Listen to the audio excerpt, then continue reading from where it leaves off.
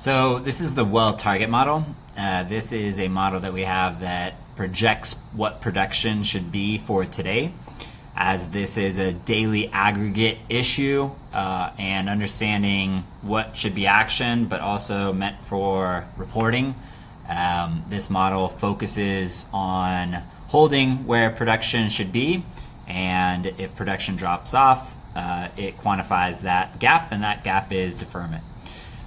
What we do here is we have an unsupervised learning process. We extract features at the well level. We do some filtering and some clustering. We add ARPS curve into as an input into the features, and then we create a target and a threshold. If production falls outside that threshold, then we deem it to be an off-target job that is generated in the system and assigned to somebody. People can have the ability to retrain that, so they can drag new data points and press retrain, and then the model will retrain based off of that new inputs to the features and project a new target for that well. Now, this is different than a real-time model, as a real-time model focuses on production that is happening right now. So every 15 minutes, it is looking at the well's production, gas production, oil production, meter data, and looking for any type of various slope deviations and anomalies. We do this through a lot of clustering processes and understanding what the right projection should be per day.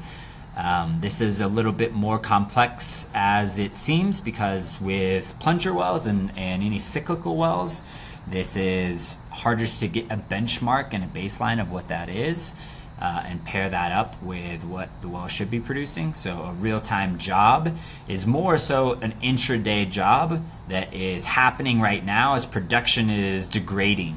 So the well is not offline, the well hasn't been having production issues or isn't partially deferring for 3 days.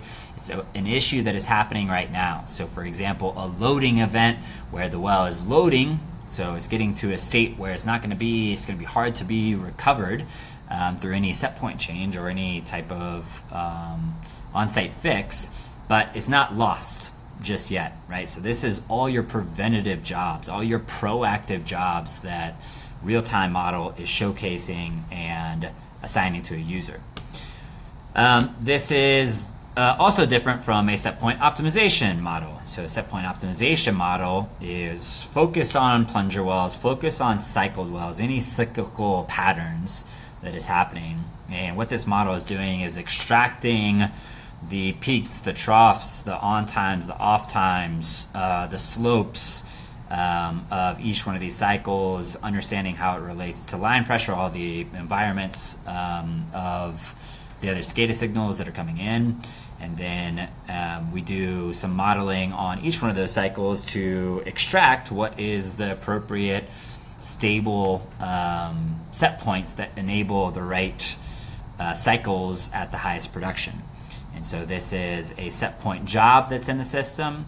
That job can be assigned with a job that is a real-time job or without a job that's a real-time job. At the same time, it can be a recommendation for a well that already has an off-target job in the system and without an off-target job. So there's wells that might be on production target and they might not have a real-time job in the system, but this model is understanding where there's potential and then creating the job and the recommendation in the system.